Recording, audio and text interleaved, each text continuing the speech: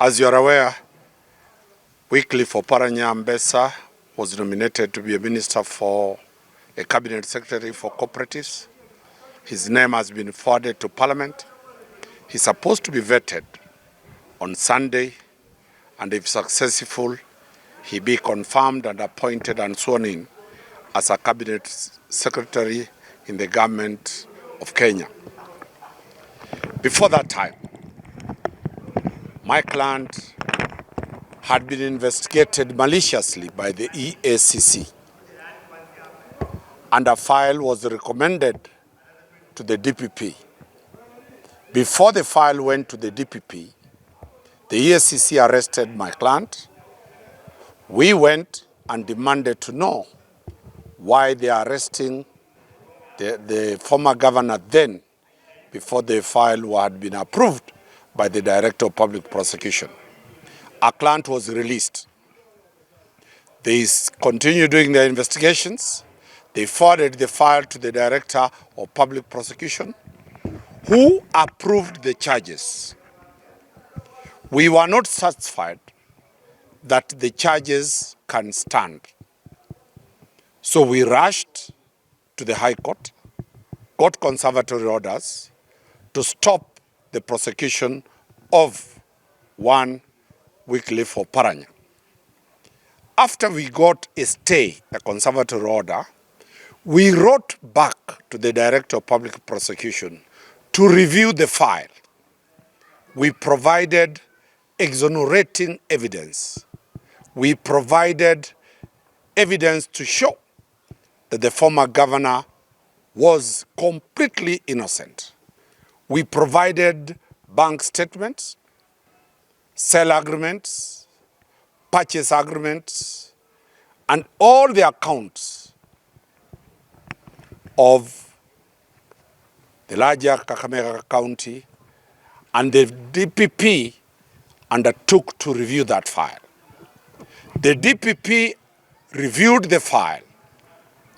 He forwarded the recommendation back to the DPP, to the EACC, to do further investigations. The EACC did further investigations and forwarded a complete file to the DPP. The evidence that was presented was not sufficient to charge the former governor, and the DPP wrote back advising EACC to close the file and mark that file as being no action from the EACC. There was no sufficient evidence to do that. Fate as it is, Oparanya was nominated. The EACC wrote back to the DPP declining and saying they are not satisfied. We didn't see under which section they could have written back to the DPP saying we are not satisfied with your decision. Still moving further, they wrote to the clerk of the National Assembly saying that they have not cleared Oparanya and they are objecting him being vetted.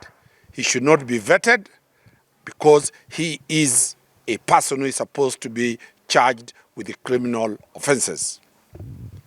We have written back after receiving instructions today in the afternoon. I have written back not to the EACC now.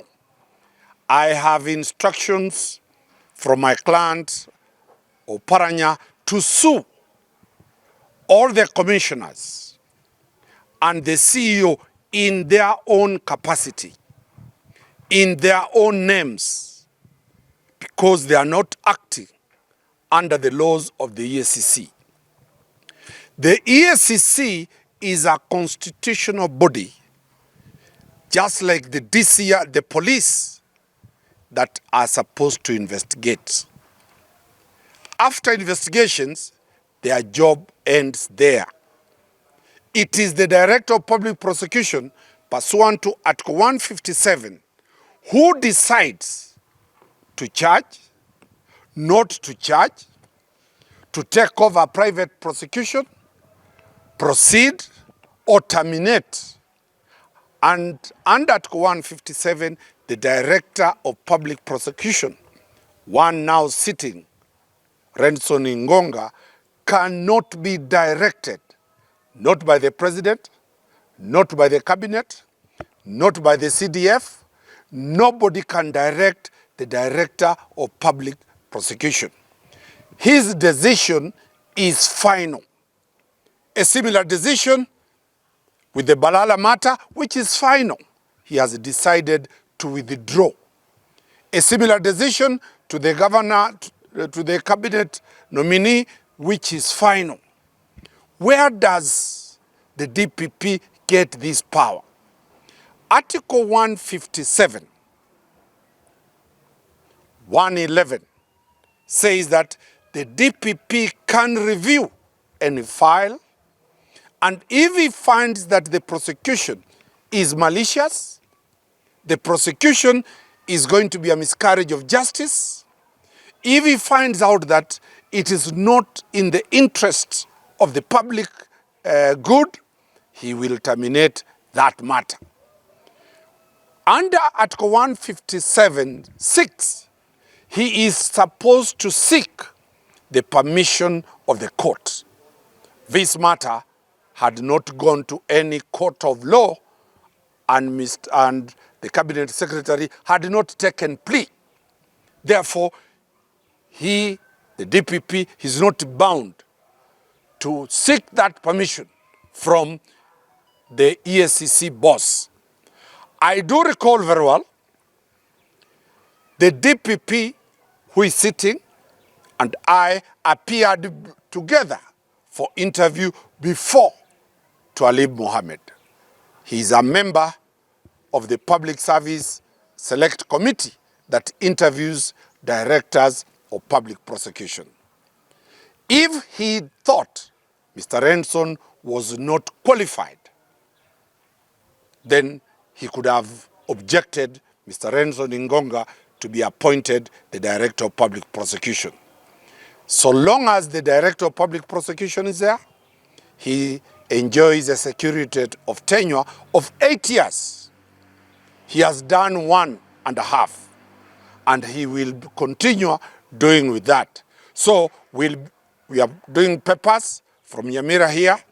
We are working on the papers to go to court, and on Monday we shall sue and seeking compensation in form of defamation, because they have defamed the Cabinet Secretary that he is corrupt.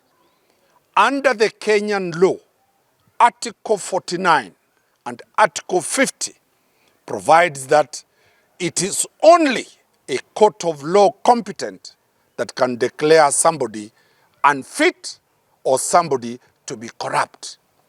The EACC is calling Oparanya corrupt.